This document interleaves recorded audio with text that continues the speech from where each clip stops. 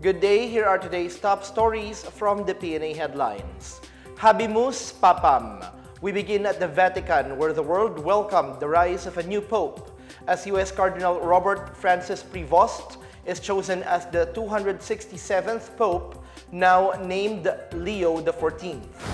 Vatican's conclave selected Prevost after the fourth round of voting, with white smoke signaling the election of a new pope coming out of the Sistine Chapel on Friday morning, Manila time. French Cardinal Dominic Mamerti declared Prevost's election with the words Habemus Papam before a crowd at St. Peter's Square. Prevost as Leo XIV appeared wearing the traditional red papal garment over the cassock. He greeted the crowd with the words, "Peace be with you," and called on everyone, in his words, to build bridges through dialogue, through encounter, to come together as one people, always in peace. He also paid homage to his predecessor, Pope Francis. The 69-year-old Augustinian priest was born in 1955 in Chicago, Illinois, and is the prefect of the dicastery for bishops and Bishop Emeritus of Chiclayo in Peru. He is the first pope from the U.S. and the second from the Americas. Back home, the Catholic Bishops' Conference of the Philippines said Pope Leo XIV is one of the fastest popes to be elected in the history of the Catholic Church. CBCP spokesperson Father Jerome Siciliano said his papal name Leo signifies a deep commitment to social issues, particularly the poor and laborers. Shifting gears now, fewer Filipinos are now considering themselves poor and lacking in food, according to the OCTA Research Group. Their latest survey results, released on Friday, showed the percentage of Filipino families who consider themselves poor as of April dropped to 42%, equivalent to 11.1 million families, from 13.2 million or 50% in November 2024. OCTA says Mindanao has the highest percentage of adult Filipinos who consider their families poor at 61%, followed by the Visayas at 60%. Class E, or the lowest income group, held the highest percentage of Filipinos who consider their families poor at 69%. Meanwhile, those who identified as food poor fell to 35%, equivalent to 9.2 million households, from 49% or 12.9 million. Mindanao recorded the highest rate of food poverty at 63%, while Metro Manila was lowest at 14%. 64% of Class E families consider themselves food poor, compared to 32% in Class D and 22% in Class ABC. In other news, President Ferdinand R. Marcos Jr. congratulated Australian Prime Minister Anthony Albanese on his re-election. Albanese won a second term in the federal election on May 3rd.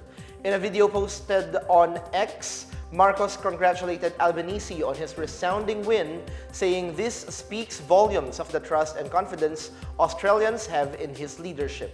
Marcos cited the growing ties between the two countries that are anchored in genuine friendship and similar values. The Philippines and Australia signed a strategic partnership in September 2023, enabling both countries to have deeper collaboration in numerous sectors with the goal of a more dynamic, cooperative, and prosperous future. Albanese is the first Australian Prime Minister to visit the Philippines since 2003. During his visit, Canberra and Manila signed a memorandum of understanding on a work and holiday visa arrangement, allowing young people to learn about each country's cultures through tourism. They also signed an MOU on cooperation to co-develop initiatives supporting soil health strategy.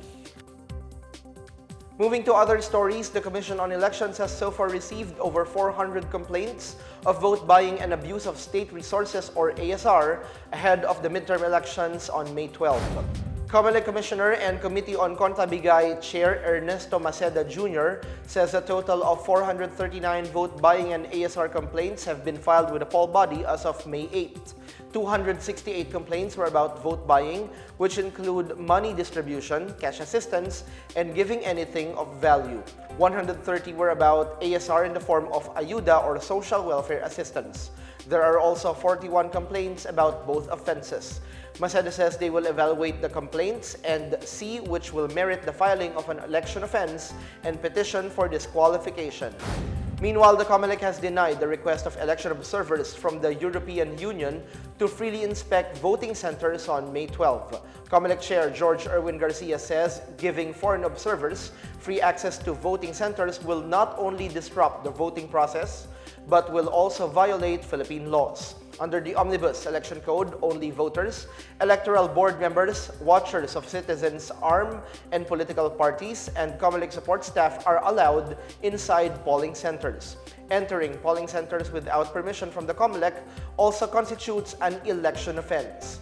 Garcia shrugs off comments saying prohibiting the observers inside polling precincts could violate international standards, saying the Comelec is there to enforce the laws.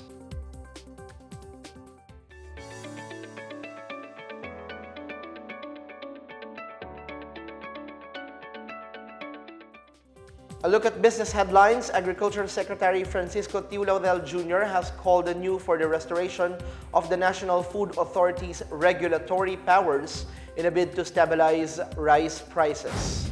In a statement, Tiu Laurel says the NFA needs its powers, which include the ability to directly sell rice, to help it manage the country's rice situation more effectively.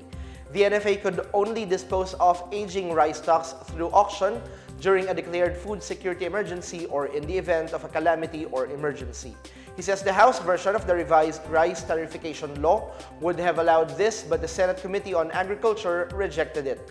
Senator Cynthia Villar says restoring the NFA's powers is unnecessary because of inefficiencies in targeting and distribution, importation failures, mounting debt and losses, and little impact on market prices. The NFA currently holds over 7.7 million 50-kilo bags as buffer enough for 10 days of national consumption. Meanwhile, budget airline Cebu Pacific expressed optimism for its continued growth and expansion.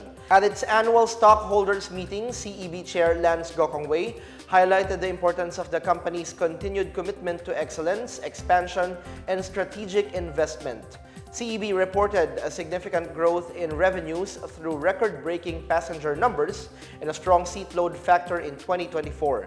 This, as the airline reported a total revenue of 98.19 billion pesos from 85 billion pesos in 2023.